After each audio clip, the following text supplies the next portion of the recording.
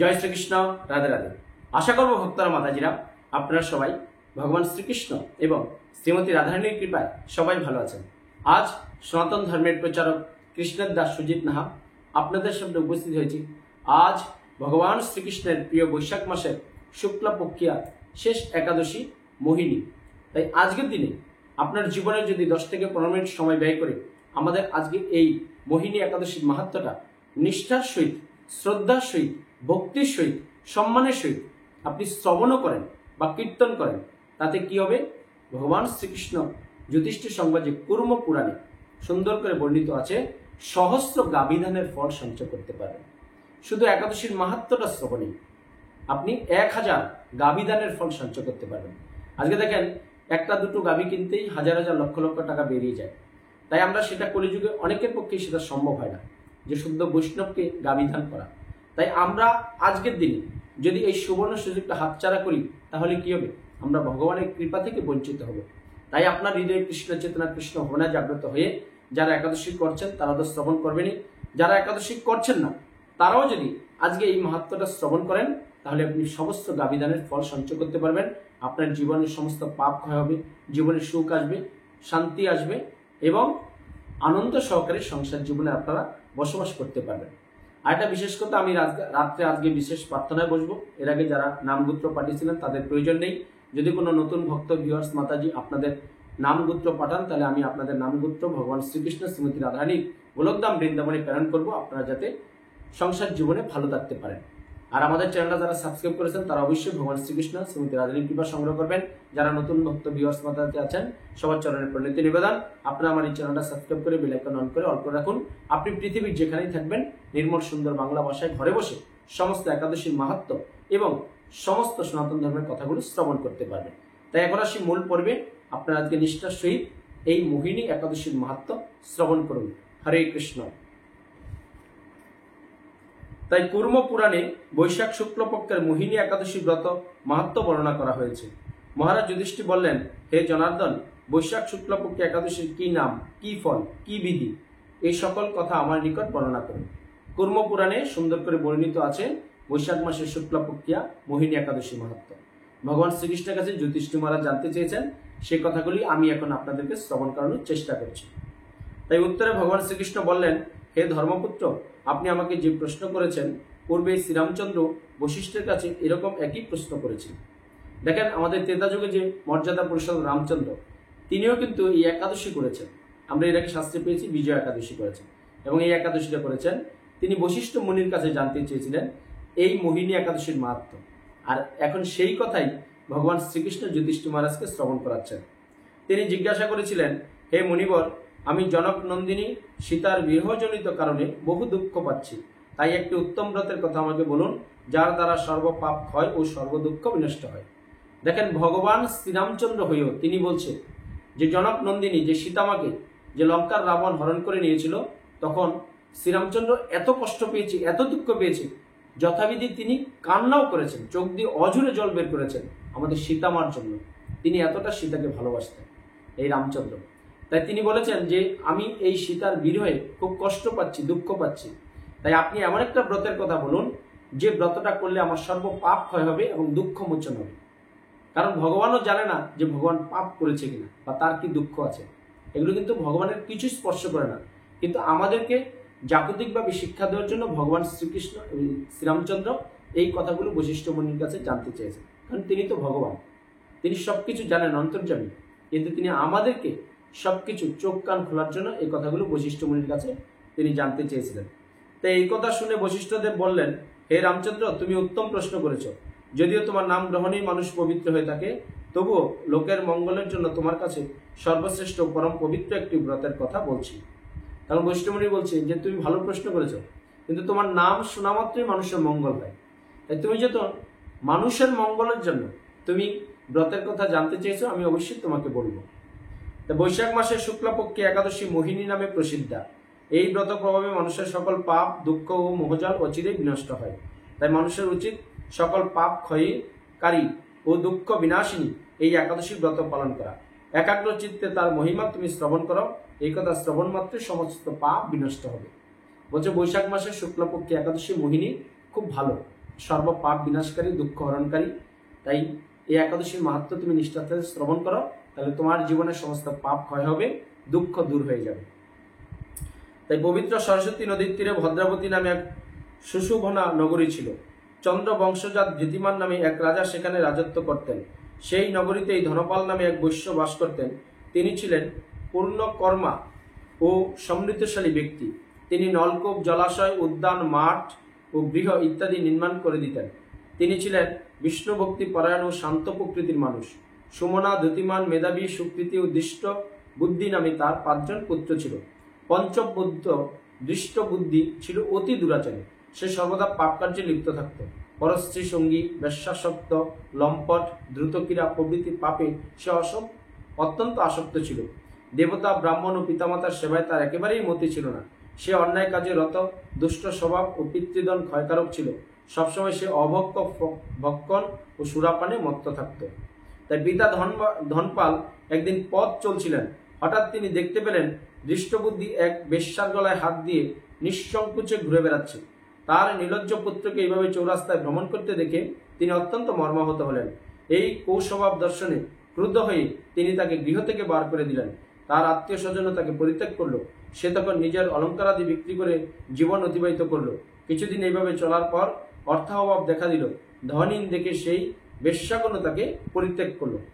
পিতা ধনবান কি করলো, যে তার ছেলেটা তো একদম সমাজের একদম খারাপ প্রকৃতির খারাপ কাজ, যত জঘন্য কাজ আছে সে করে, দৃষ্টবুদ্ধি তাকে সংসার থেকে বের করে দিয়েছে। আত্মীয় স্বজন সবাই তাকে পরিত্যাগ করেছে। তাই ত্যাগ করার পর কি হয়েছে, তার কাছে যাই অর্থ সম্পদ ছিল সেগুলো দিয়ে কিছুদিন কাটালো। আস্তে আস্তে কি করেছে, যে বেশ্যাবৃত্তি যার সঙ্গী তার ছিল তারাও আস্তে আস্তে তাকে ছেড়ে চলে গেছে। অন্য বস্ত্রহীন দৃষ্টবুদ্ধি ক্ষুধায় তৃষ্ণায় অত্যন্ত কাতর হয়ে পড়ল।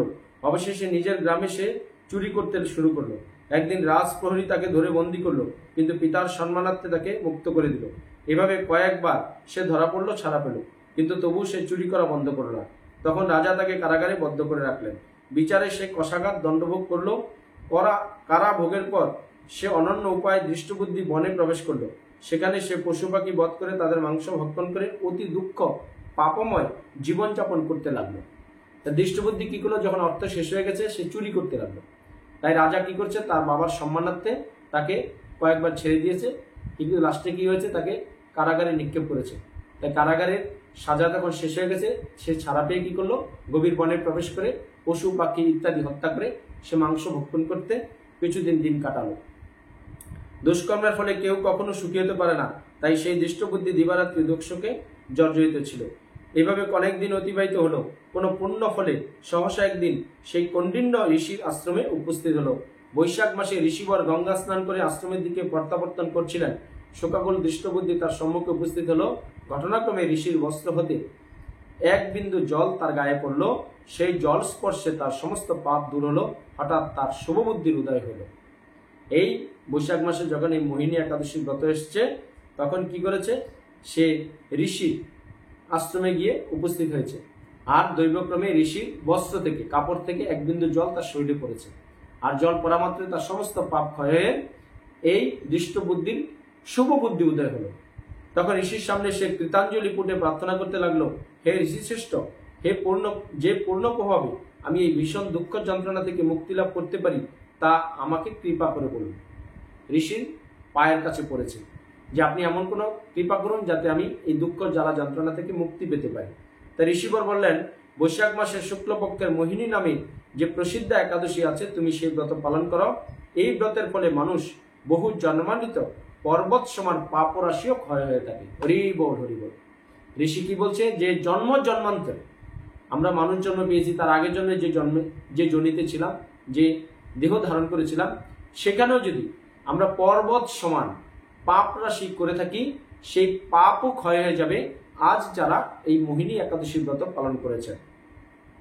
তাই মহামুনি বশিষ্ঠ বললেন, কণ্ডিন্য ঋষির উপদেশ শ্রবণ করে প্রসন্ন চিত্তে দৃষ্টবুদ্ধি সেই ব্রত পালন করল।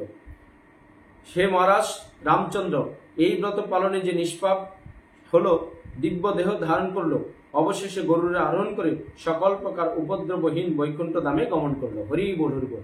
দেখেন দৃষ্টবুদ্ধি কত পাপী ছিল, কিন্তু এই ঋষির উপদেশে সে এই বৈশাখ মাসের এই শুক্লাপক্ষিয়া এই মোহিনী একাদশী ব্রতের প্রভাবে তার সমস্ত পাপ দূর হয়েছে।